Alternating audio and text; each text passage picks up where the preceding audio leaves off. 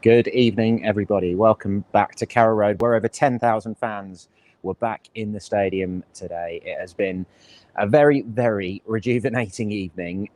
Real good fun. 5-0, beating Gillingham in pre-season. League One team, of course, so you would expect a Premier League team to be enjoying that kind of comfort. The Gills also had a couple of trialists, and we're told that 4 or 5 players that they might hope would be in their starting lineup, which is on Saturday. They host Lincoln in their League One opener on Saturday. So this was a bit of an odd game for them, really, but they were chasing shadows a lot of the time, really. Norwich, as you expect, would outclass them. But nice and early at the top of the verdict. We've got a bit of video footage and photos, hopefully, which we can bring you now. So let's roll the tape, Tony.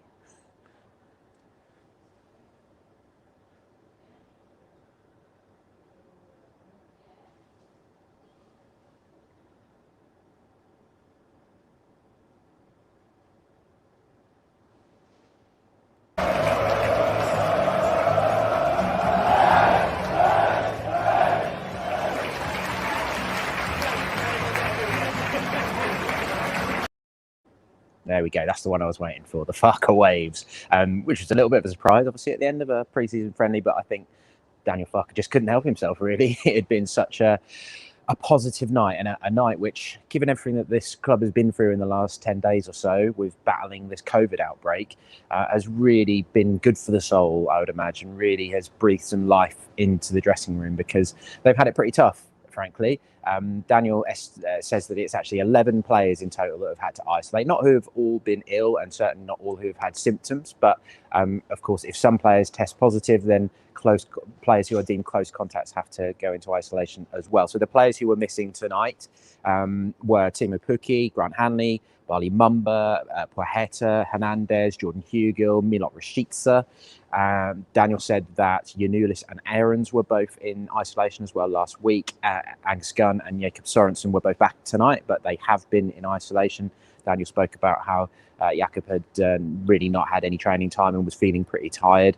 And so 11 in total, and that hasn't been easy for them to navigate. Now, they're hopeful that some of those players at least are going to be back for the Newcastle game, but we'll see how that develops. We won't go on too much about COVID because we're all absolutely sick to death there, aren't we? But the stands had fans in again tonight, and obviously, we've been here through this whole 18 months, and obviously there's been some highs and lows in that time, but the vast majority of the time it's been empty.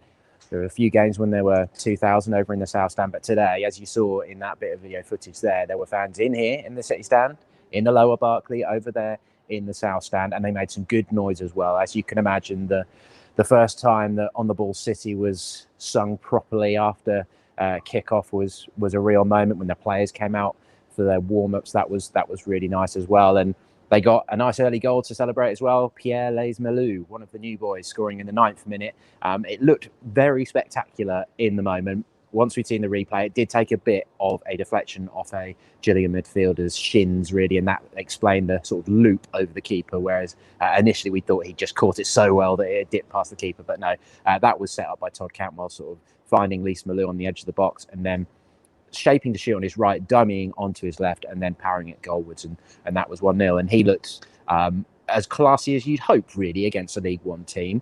You can't get too excited about this. As I teed up earlier, Gillingham weren't even at full strength tonight and have a big game to worry about on Saturday, but you can only beat what's put in front of you. This is pre-season anyway, so you never get too carried away with things. But Lees-Melou certainly looked a classy operator tonight. I think Cantwell probably ended up being star of the show, 3 assists. The one for the second goal was pretty spectacular. Before that, Gillingham had actually hit the bar through a corner when a header was nodded and clipped off the underside of the bar, and Norwich managed to scramble it away, and that sort of prodded Norwich back into action. But they had plenty of chances.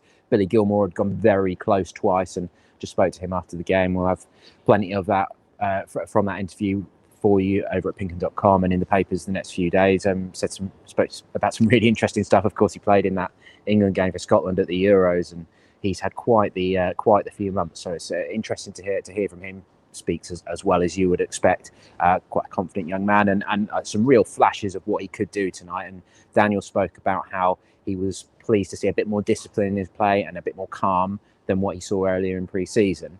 to take a little bit of a step back. The shape was interesting tonight. It was a 4-3-2-1, really.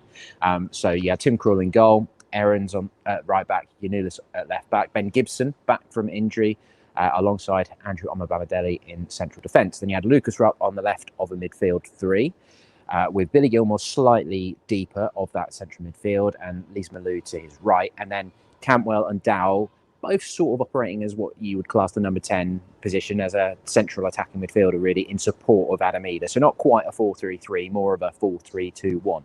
So that's an interesting insight into how Daniel's thinking ahead of the start of the season. Of course, we've seen him use three at the back, and they switched to three at the back before the end of the game as well. So that's very much in his thinking.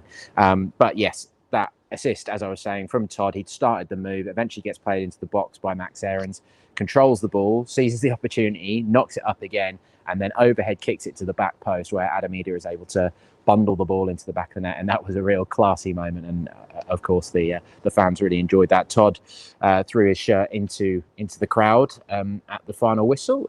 No sense of any goodbyes or anything like that amid the Aston Villa speculation.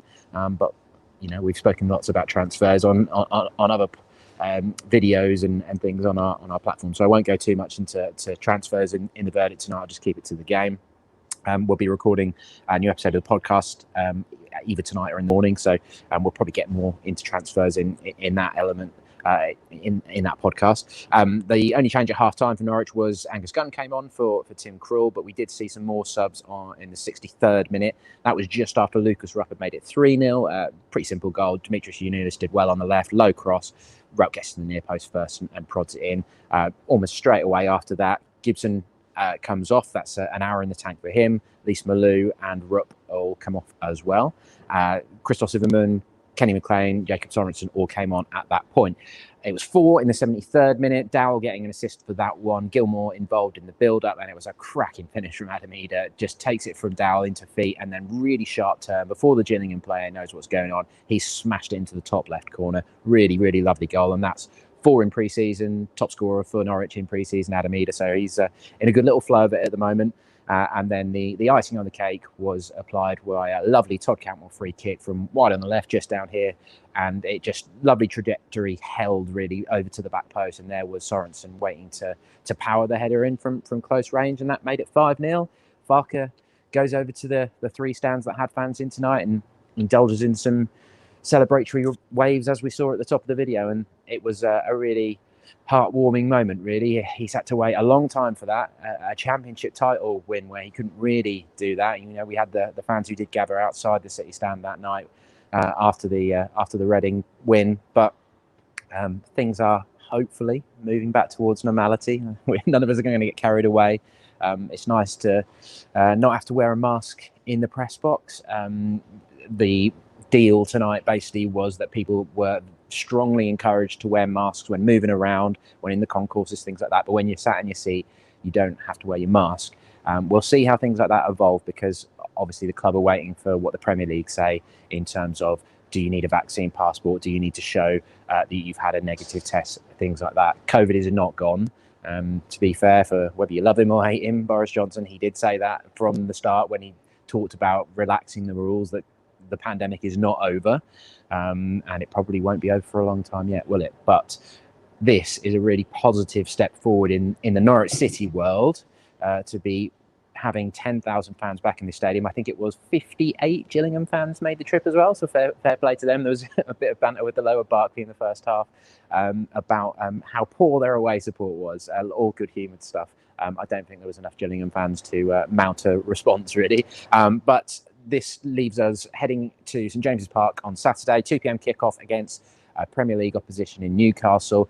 That will be the final opportunity to tune up for that Liverpool game, and it'll be really interesting to see what happens. Thank you very much for watching. Let us know what you thought of the game in the comments.